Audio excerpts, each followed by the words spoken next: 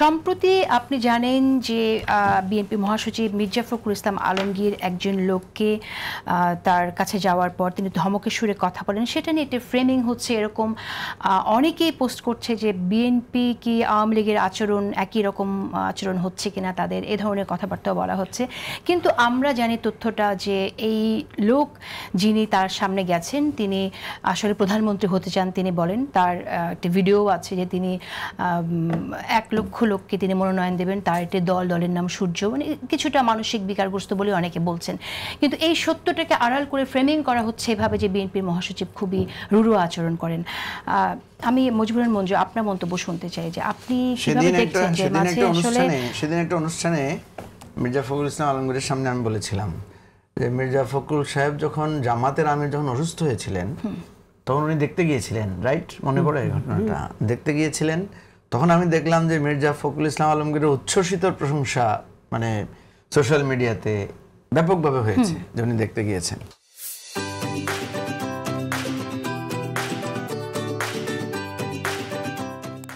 মির্জা ফখরুল সাহেব যখন জামাতের আমির যখন অসুস্থ হয়েছিলেন তখন উনি দেখতে গিয়েছিলেন, রাইট? মনে পড়ে এই ঘটনাটা? দেখতে গিয়েছিলেন, তখন আমি দেখলাম যে মির্জা ফখরুল ইসলাম আলমগীরের উচ্ছ্বসিত প্রশংসা মানে সোশ্যাল মিডিয়াতে ব্যাপকভাবে হয়েছে যে উনি দেখতে গিয়েছেন। ঠিক সেই মির্জা ফখরুল ইসলাম আলমগীর যখন আপনার ওনার এলাকায় একটা কথা বললেন যে কি ওই যে আওয়ামী লীগের লোকদের মামলা প্রত্যাহার করে নেওয়া হবে, হ্যাঁ, ওইটা নিয়ে দেখা গেল যে একদম সিরিয়াসলি উনি ভারতের দালাল বা উনি আওয়ামী লীগের এজেন্ট হয়ে গেছেন। আমি যে কথাটা বলতে চেয়েছি, দেখেন এই যে একটা মানে একটা পার্শিয়াল ইস্যুকে কেন্দ্র করে একজন লোককে ফ্রেমিং করা, একজন লোককে মানে তার রাজনীতি খেয়ে দেয়া, মানে সরি টু সে এই শব্দটা ব্যবহার করে তার রাজনীতি সহায় দিব, এই প্রবণতাটা আছে। ইভেন কারণ জামাতের আমিরকেও আমরা দেখেছি, উনি হয়তো কোনো একটা ছোট বাচ্চাকে আদর করতে গিয়ে তাকে চুমু দিয়েছেন, এটাকে নিয়েও কিন্তু ওনার বিরুদ্ধে ওনাকে খুব বাজেভাবে ওনাকে হেয় প্রতিপন্ন করা হয়েছে। আচ্ছা দেখেন, মির্জা ফখরুল ইসলাম আলমগীর এই বিগত মানে আওয়ামী লীগ বিরোধী বা স্বৈরাচার বিরোধী আন্দোলনের একেবারে এই বয়সও একটা লোক দাঁড়িয়েছিলেন, তো জেলে গিয়েছেন, আবার এসেছেন, আবার জেলে গিয়েছেন। আপনি বহু ফুটেজ পাবেন, দেখবেন মির্জা ফখরুল ইসলাম আলমগীর জামাতের ভূয়সী প্রশংসা করছেন।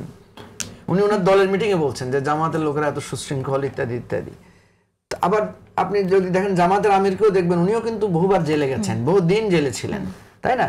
এখন এই একটা ছোট্ট আলোচনা, যেমন জামাতের আমির বলেছেন যে আওয়ামী লীগের লোকদেরকে ক্ষমা করে দেওয়ার প্রশ্ন, এই ক্ষমা দেওয়ার প্রশ্ন নিয়ে কিন্তু প্রচুর সমালোচনা হয়েছে।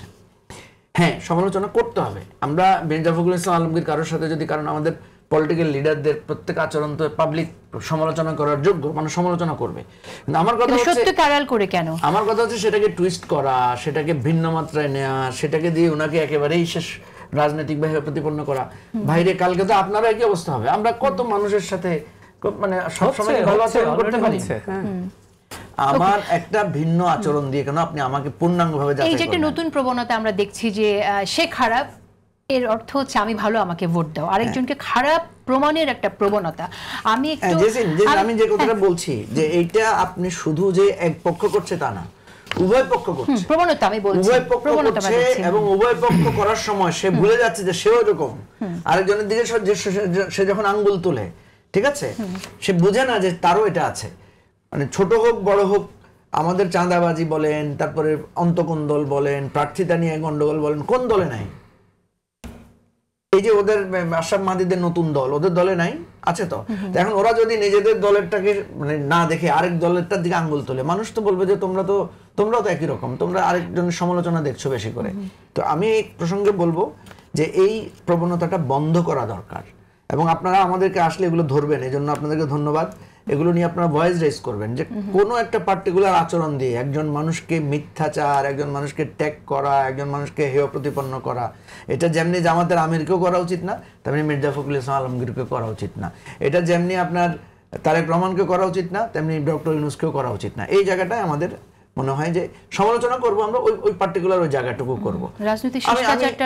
আমি মির্জা ফখরুল ইসলাম আলমগীরের এই সমালোচনা করতে কোনো আমার দ্বিধা নাই, যে ওনার একটা উনি চলাফেরা করার সময় আমি দেখেছি উনি একদম সিঙ্গেল চলাফেরা করেন, ওনার সাথে কোনো প্রোটোকল থাকে না, ওনার সাথে কোনো থাকা উচিত। উনি একজন বয়স্ক মানুষ, ওনার কাছে গিয়ে যেমন আমি দেখেছি উনি খুব বিরক্ত হন কেউ গিয়ে যদি সেলফি তুলতে চায়, ঠিক আছে, এখন এই যে ওনার সামনে গিয়ে সেলফি তোলা, ওনার সামনে গিয়ে ভিড় করা, এই জায়গাটা তো বিএনপিরও দেখা উচিত যে ওনাকে ওনার অতটুকু অন্তত শৃঙ্খলাটা রক্ষা করা উচিত।